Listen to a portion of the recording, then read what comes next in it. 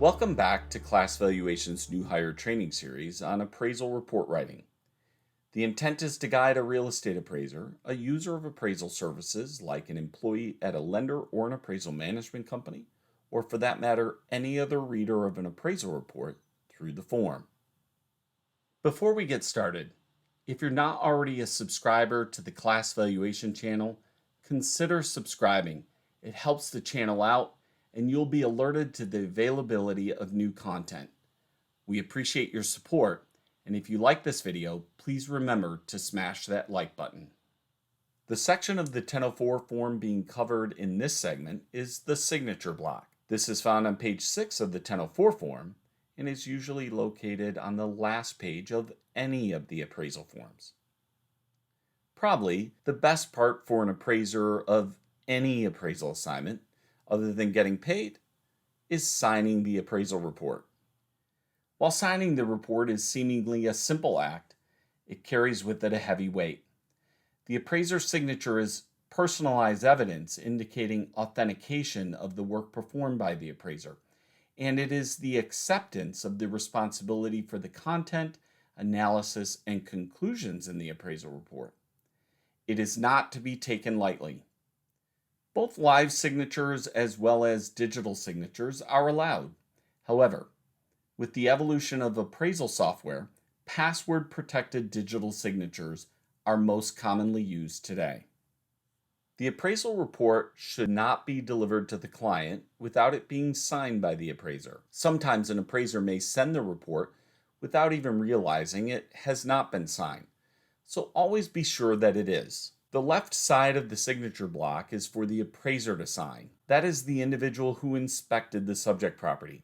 The right side is used if a supervisory appraiser is also signing the report. Both have similar information reported, but the difference under the supervisory appraiser section will be discussed after the appraiser section. Much of the information reported in the signature section is self-explanatory, as it includes names, locations, and contact information for both the appraiser and the lender client. Following are the areas that are not so evident, as they are specific to the appraisal and mortgage industry. The date of signature, also known as the date of report, well, this is the date that the appraiser completed the report and transmitted it to the lender client. The date of signature must also be changed when a report is revised, as it is a new report transmitted on a later date, and it is required to be dated accordingly.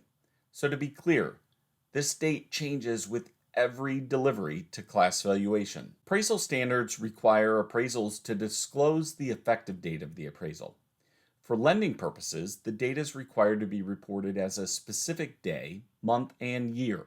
The effective date is the date to which an appraiser's analysis, opinions, and conclusions apply. It is also referred to as the date of value. For lending purposes, it is typically the date the home was inspected. The effective date in the signature block should match the effective date in the reconciliation section at the bottom of page 2 of the 1004 form.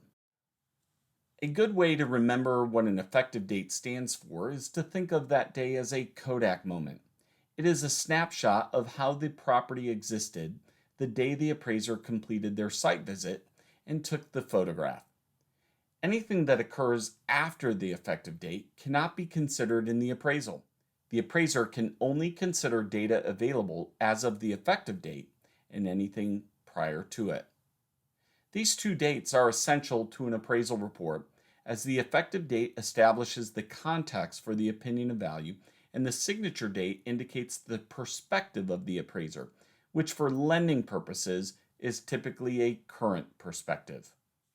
Formatting in this section is no different from the rest of the appraisal report. It is quintessential to get it right. Failure to do so may delay delivery to one of the portals, UCDP or EAD, and/or to the client. The date must also be in UAD formatting, which requires the use of a / between the month, day, and year. There are 4 levels of licensure for appraisers.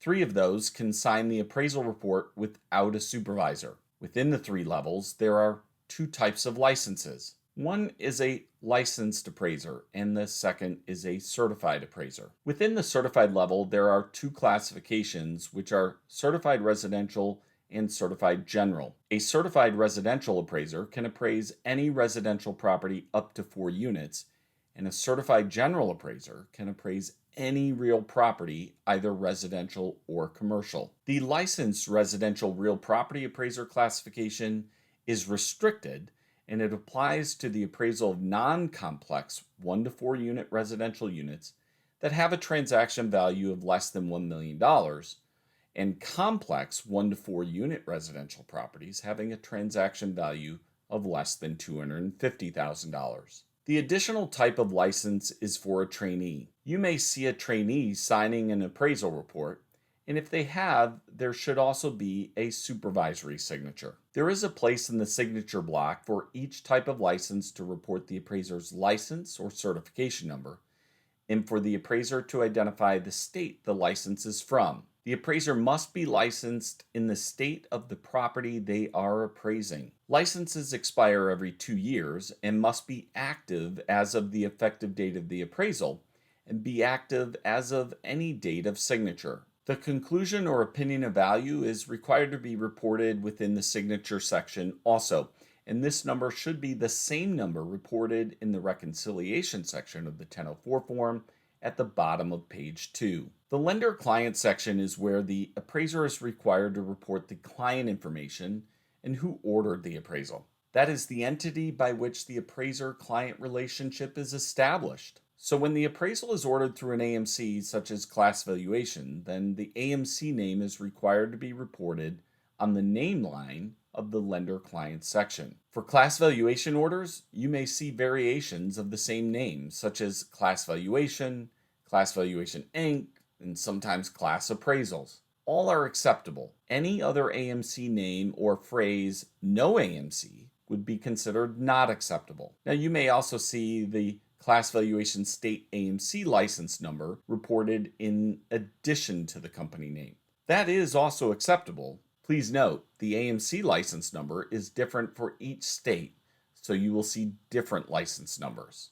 The next 3 lines are for reporting of the lender information and include the following: company name, company address, and email address. Each should be filled out except for the email address, as the appraiser is typically not provided this information when working with an appraisal management company. As noted above, much of the supervisory appraiser section is the same as the appraiser section. There are 2 additional areas, however, that report if the supervisor inspected the subject property and/or the comparables. The supervisory appraiser must check the appropriate box and the date they completed their inspection. It may be different than the appraiser or trainee inspection date, by the way. Some lenders do not allow a trainee appraiser to sign the appraisal report on the left, which means the trainee cannot complete the personal inspection of the subject property and the comparables all on their own. This may also be a regulatory restriction. This is changing, however, but it does not mean that a trainee cannot work on the assignment. That may be a client-specific overlay and would be stated in the instructions to the appraiser or the associated engagement letter. When a trainee does participate in any way, USPAP requires that any significant assistance performed by the trainee is disclosed in the report. Remember, even if a trainee is noted in the appraisal report, whichever signed on the left must have inspected the property consistent with the scope of work for the assignment. Today's video could not be possible without the use of these trusted sources. We encourage you to view the remaining videos in this series. And don't forget, if you're not already a subscriber to the Class Valuation channel, consider subscribing, and if you like this video, please remember to smash that like button. Thank you for taking the time to check this video out, and have a great day.